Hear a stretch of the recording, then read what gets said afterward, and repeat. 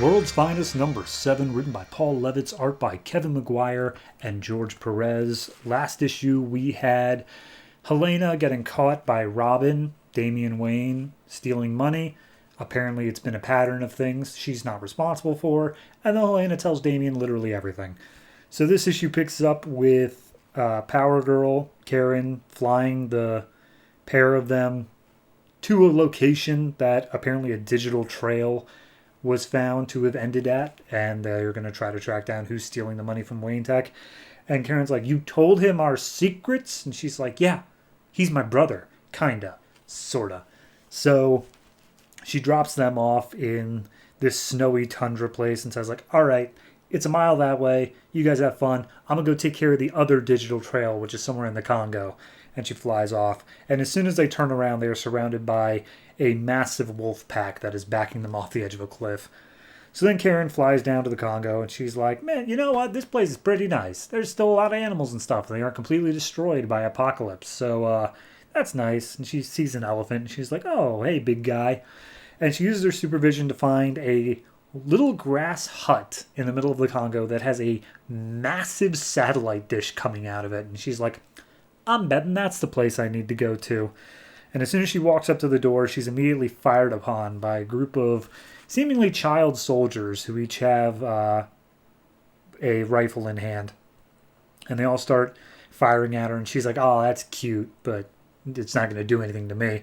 Until the smallest one comes up with a apocalyptic like laser beam and shoots at her, and it just demolishes her, blows her back. So then we cut back to the Arctic fight, and Huntress is just firing into her arrows into the wolves, and Damian seemingly is just kicking them off the cliff. And he's like, "Hey, what happens when you run out of arrows?" And she's like, "I'm willing to bet that no matter what earth you're on, fire is the trick." And she sets one of the wolves on fire, but the wolf literally keeps on lunging at her. So now she's got a flaming wolf after her, bites into her arm, and Damian's like, "Hey, I'm not finished with her yet." And he throws the wolf off the edge of the cliff and says, like, "All right, you good? Batman taught me to never let a beast be a threat." So they make their way towards the hut that they're looking for.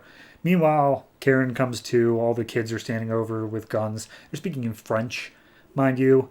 And they're just like, "Oh, demon, depart from our land. We are the protectors here." And they're like, "Okay, yeah, sure, whatever." And she uses her super breath and just blows all of them away. And it's just like, "All right, so I'm going to melt all your guns with my heat vision. I'm going to pick up this one that's apocalyptic, and I'm going to take it for my own thing."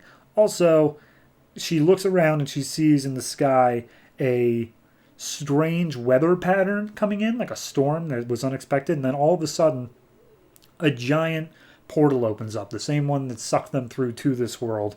And she gets out of the way of it. The hut and all of the kids are sucked inside of it. And she's like, "Well, I ain't getting trapped in that." And she just flies away as it all disappears. And she's like, "Well, those poor kids. But I got myself a shiny cool gun. So let's get this looked at." So she flies away.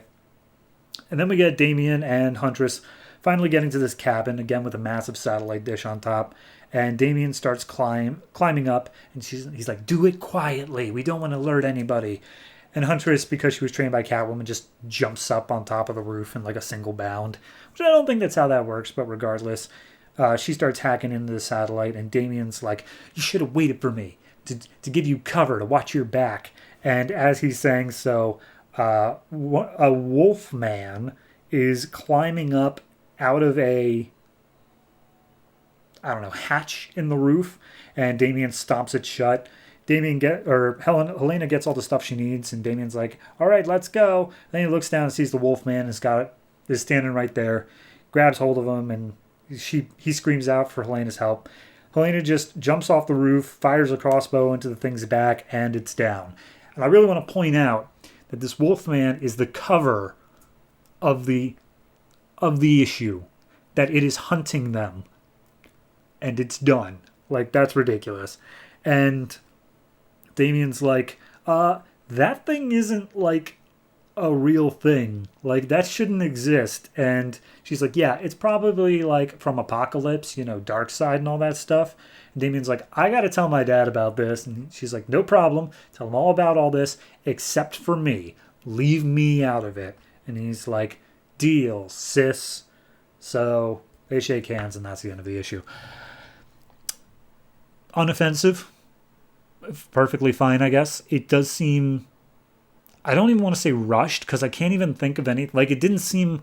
It was just a very fast-paced arc. It was like, last issue, they met up. They agreed to work together. This issue, they did.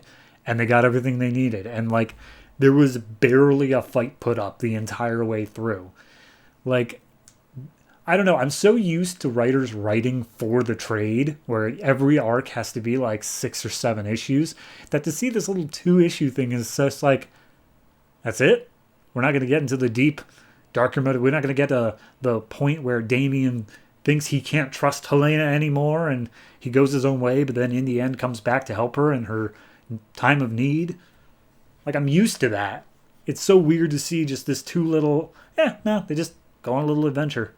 So I can't fault it for it. It's a fine enough told story. It's just so different from what I get usually. So overall, I'm gonna say 6.5. And the only reason it's not higher is that it is just so sparse. Like, it isn't really a full story. Yes, they got some information and whatnot, but it really feels like kind of a sidetrack thing. And then they're just like, maybe next issue we'll find out more in terms of who was stealing this money, but it feels like the little Damien sidestep was its own little mini arc in here, and that's just done with now. So yeah, it was interesting, wasn't great. It's a 6.5.